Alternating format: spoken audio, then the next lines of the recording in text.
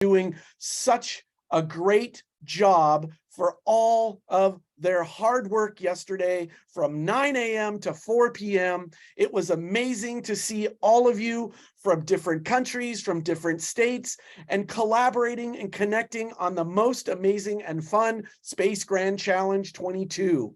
Again, I'm very, very excited. I want to congratulate all of you. And just to give you a quick rundown of what's going to happen today, I'm welcoming that we're going to have a special guest from the White House talk. And then after that, we will announce the wonderful winners of the Space Grand Challenge. And again, I just want to let you all know from the humble hearts of all of us students, coaches, and everyone that participated, Cal Poly for running this and getting our students to help you get to the next level as cybernauts, if you will. And we're really, really proud of that. So without any further ado, I'm going to turn it over to my colleague, Kayvan, and he's going to announce our special guest. And then after that, we will announce the winners. So cheers to all of you. Kayvan. Thank you, Henry. Good morning, afternoon, evening. I know that we have folks from all over today. My name is Kayvan Chinichian. I'm the Senior Director of Development here at the Cal Poly California Cybersecurity Institute. Here at the Institute, we prioritize 3 pillars to train, accelerate, and empower folks around cyber. We train to reskill and upskill Californians, accelerate the Cal Poly Learn by Doing ethos for our students, and what you all experienced over this weekend, empowering the next generation of cybersecurity leaders through the use of gamification in games just like the Space Grand Challenge. With that being said, it is my pleasure to introduce our special guest this morning, Paul Tortora. Paul is a Deputy Assistant National Cyber Director from the White House's Office of the National Cyber Director, ONCD. Paul's portfolios include cyber education and workforce. Prior to this role, Paul was the director of the Center for Cybersecurity Studies and was the first chair of the new Cyber Science Department at the United States Naval Academy. Paul retired from the Navy following a 26-year active duty career as both a nuclear submarine officer and a naval intelligence officer. His ashore assignments included the director of training at the Navy and Marine Corps Intelligence Training Center, on the staff of the Director of the Naval Intelligence, as well as Intelligence Officer and Naval Aide to the Secretary of the Navy. He was also on the staff of the Office of the Director of National Intelligence. With that, I welcome Paul. Paul, the floor is all yours. Thank you, Kevin. And on behalf of the Director of National Intelligence, Chris Inglis, thank you for inviting me. But most of all, thank you for all the students that are involved, their coaches, their family members that encourage them to take some interest in this. This is a wonderful, wonderful event, something that we at the White House think can be expanded just because of the nature of its generating interest in both digital awareness, as well as those that may think that cybersecurity or cyber is a skill or a vocation they may like to seek, as well as maybe you want to continue your studies in that. As Kayvan mentioned, my normal job is actually at the United States Naval Academy, where I oversee our cyber education and efforts, as well as competitions.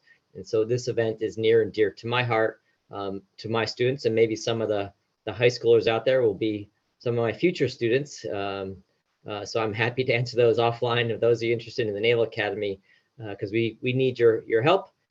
This is a national issue, national challenge. So, but I don't want to spend too much of your time because there are a lot of anxious people wondering who won.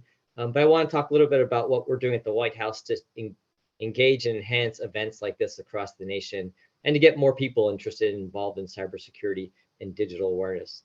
As the Director Inglis likes to say, you have to beat all of us to beat one of us, meaning that if an evil actor, as some of you were challenged with this weekend, wants to get at us, it's not just going to be you defending your home network by yourself or your parents or your grandparents. It's a whole of nation. We're going to defeat them before they can get to one of us. So this is quite a noble effort. So I want to talk a little bit about what the National Cyber Director is doing, and then move on with the awards. So we do feel that that every American needs equal access to benefits of the digital age. So what does that mean in your level? It's being safe and secure, as I mentioned, with all the bad actors I don't think your school system, or maybe some of you if you're from the further down south, but there's been a number of ransomware attacks which go after schools, hospitals, banks, etc. And so we need to be better aware of how we can do our part. It is October Cybersecurity Awareness Month. As I like to say, it's more than just awareness, it's action as well. And some of you may know what this means, and some of your parents may not, but enable multi-factor authentication, change your passwords, update your systems, be aware of what you're doing online. So do your part as well, but it should be a broader approach from the nation. And what we like to say here, our 4 driving principles usually are federal coherence. So what does that mean? It means there's a lot of things going on. Some of you might be involved in some DoD efforts or Department of Education efforts or scholarship for service in your future, or some other positions. But my office is driving, how do we tie those all together to include at the state level? We like to increase public-private collaboration. So what you saw this weekend probably was a bit of that from Cal Poly's perspective. And so we want to make sure that those of you that are seeking a job, whether it's in the public sector or private sector, that we can enhance that role you're playing. And we like to increase and present and future resilience, meaning how do we make our systems more secure now and into the future as you and your family start adding more and more devices to your home internet and use them in your daily lives. How do we make sure that those are all protected so that you're safe and secure?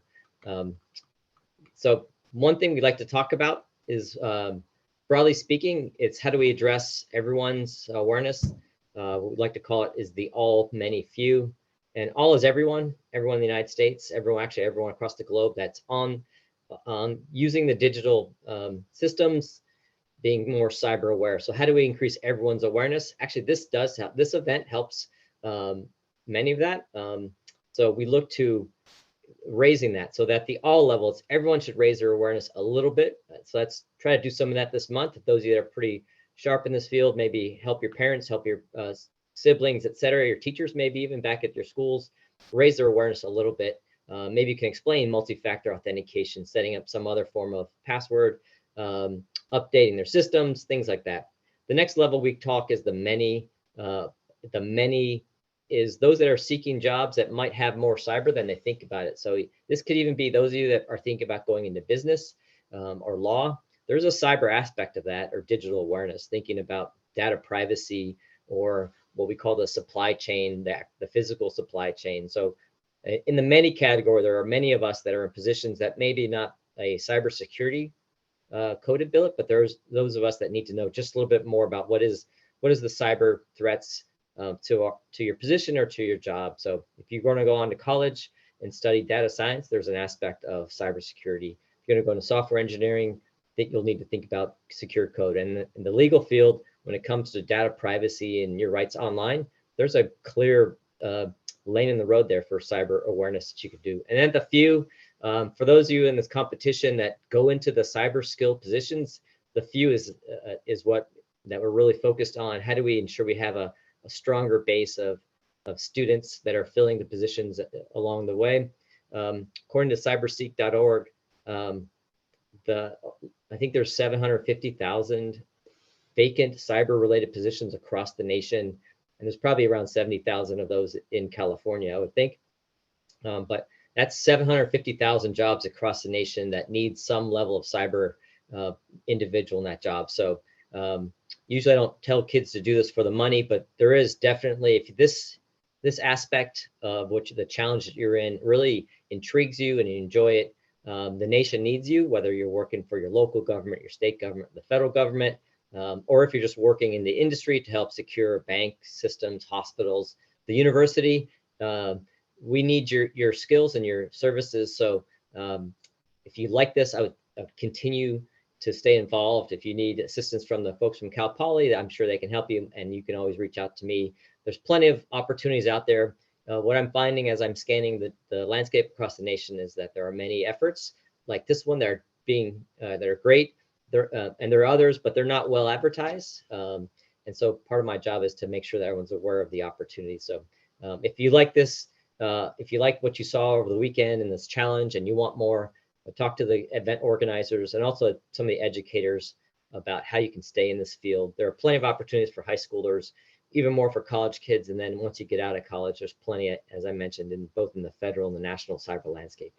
So keep up the great work, because we do think we need that all, many, few category. We need each of those to raise the awareness, add additional training, and then focus on those that want to be in the cyber landscape to help us both nationally as well as in the government. And what I've actually been directed for the next couple of months is actually to work on a national strategy on increasing cyber education in our workforce, which I think includes opportunities like this one, the Space Cyber Challenge. I think this is great. I'm glad that so many of you got involved. From what I was told, there are almost 340 of you, 70 different teams, which that's fantastic. The competitions that we do at my Naval Academy, I think we have the most at one time, eight teams.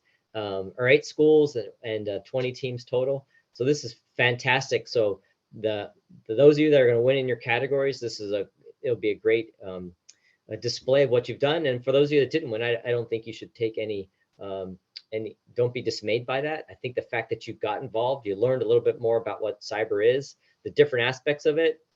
Cyber is not just the code, right? As you learn, it's the people, the processes, and the technology. It's a whole ecosystem. So if you hear the term cyber, don't think immediately it's coding. It's all of what you saw in the example in the game. I do like gamification of the cyber challenges because it does bring a different perspective. Some of you on the more techno side would probably prefer command shell and just writing code by line. We need that, but I think the bigger picture of cyber is not just coding.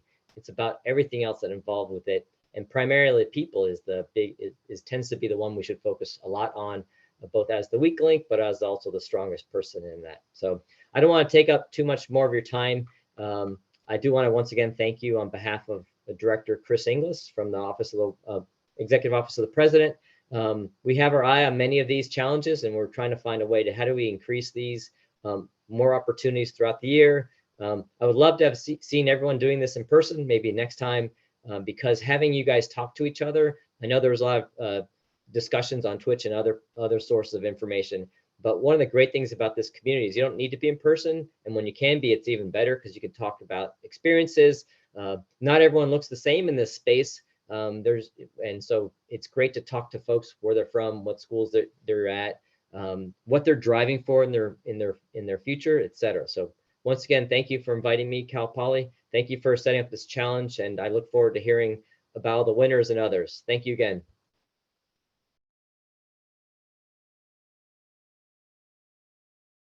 Thank you so much, Paul. Henry, I think it's that time, so I'm going to pass it back to you.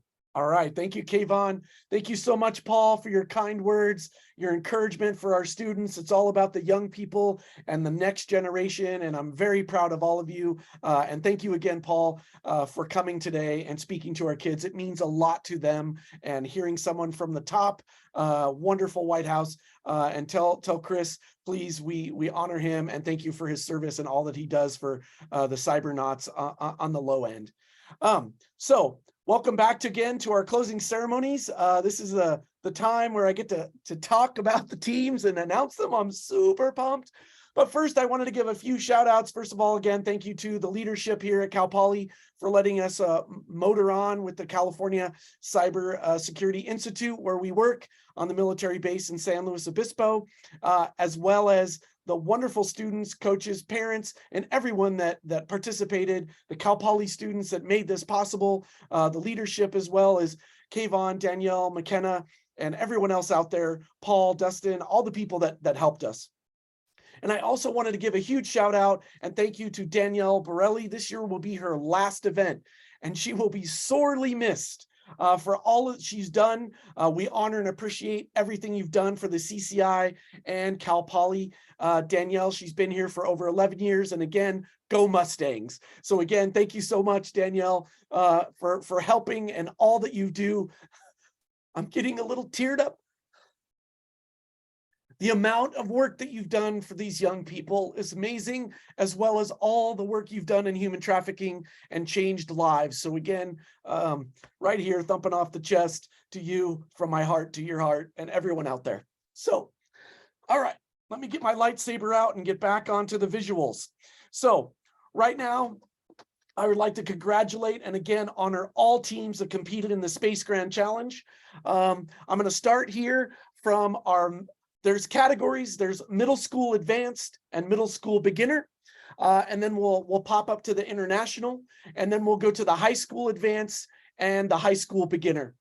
So to begin, the first thing that I wanted to talk about was the middle school beginner team. They are the beginning teams. These are the ones that are just starting. So middle school beginner team, the other half, woo, from Toby Johnson Middle School. The coach is Ryan North from Elk Grove, California, very near to our capital in Sacramento. Oh, excuse me, I said that out loud. Sacramento, very, very excited about you. Your total score at the time, I believe, was 7,430 points. So congratulations to the other half, middle school beginner.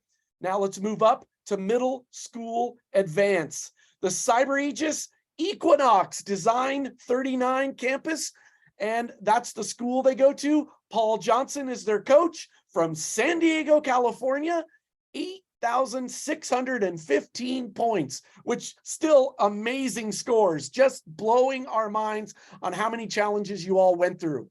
Next, we're going to bop into the international beginner teams from Serrano Supremacy, Academia Britannica, Cuscatalica, sorry about my pronunciation, Sylvia Serrano from San Salvador, El Salvador, 6,550 points. And again, a mini shout out to the student from Cal Poly, went to his community in South and Salvador and El Salvador and was able to get them to come compete. Wonderful. Very big shout out to Sal from our Cal Poly, who's a student here. The next is our International Advanced. Love the team name. Nobody expects the Spanish Inquisition. School is the Pacific Academy. Chifeng Shen is the coach. Surrey, British Columbia, Canada. And I wanted to say, how you doing there? Awesome. Hope you're doing great. Total points, 7,445. All right, getting to the tops. The high school beginner, cyberspace from Troy High School. Awesome. Coach Alan Stubblefield, well known in the region. Fullerton, California is where they're from.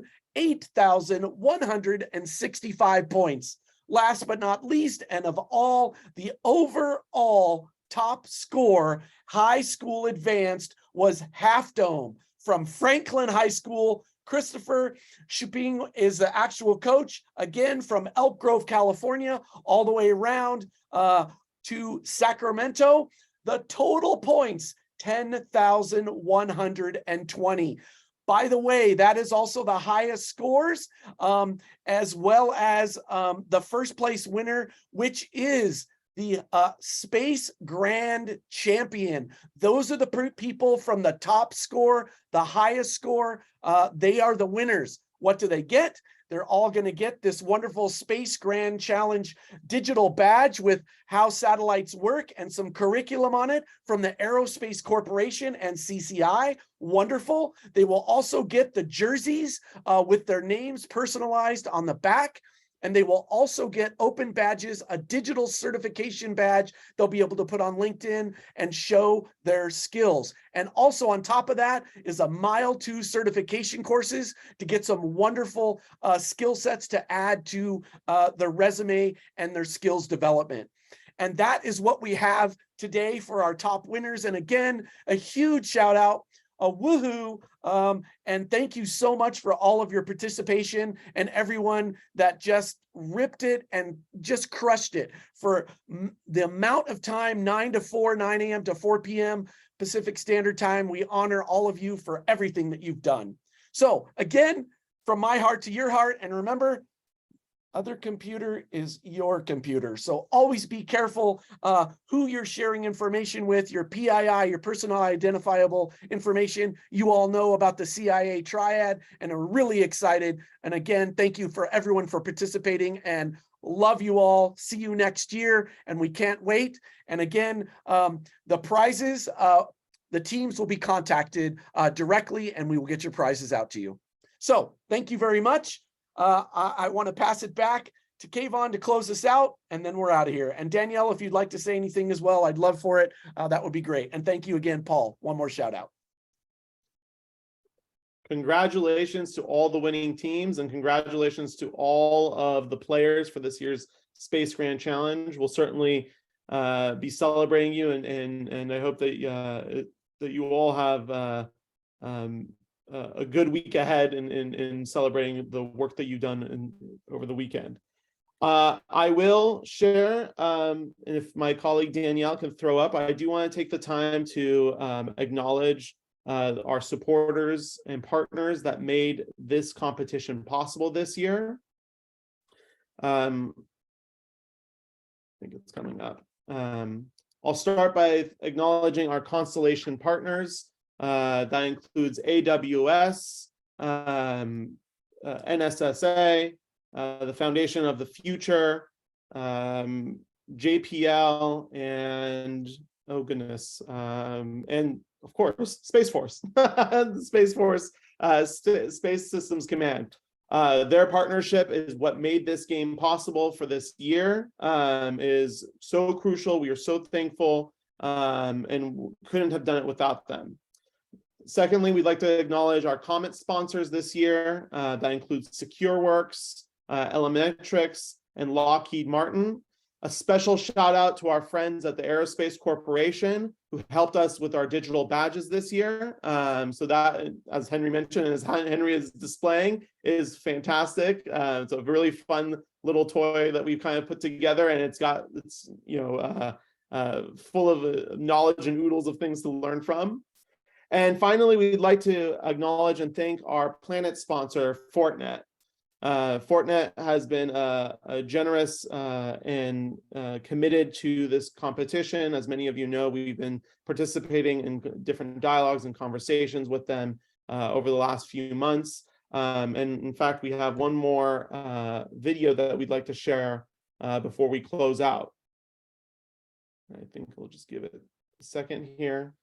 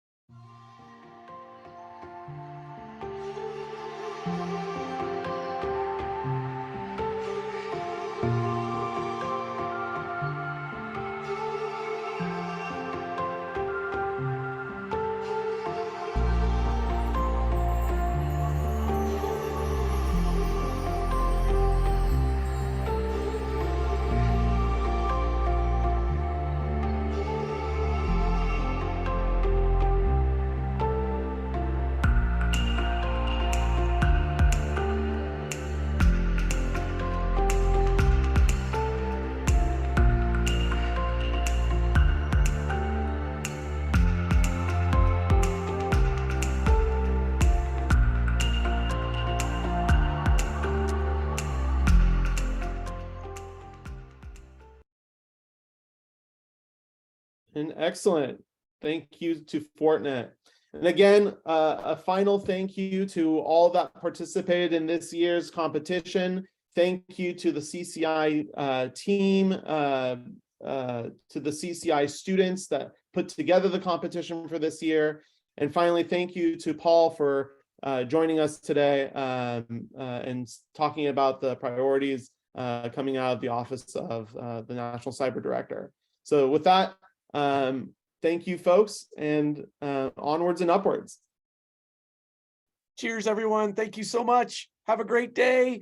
Live well, be prosper, be safe out there, do the right things. And one more last tear from Henry of joy to spread it with you into the space dust of ether and keep your cyber haunches up. We got you, and we're helping you. Have a great day.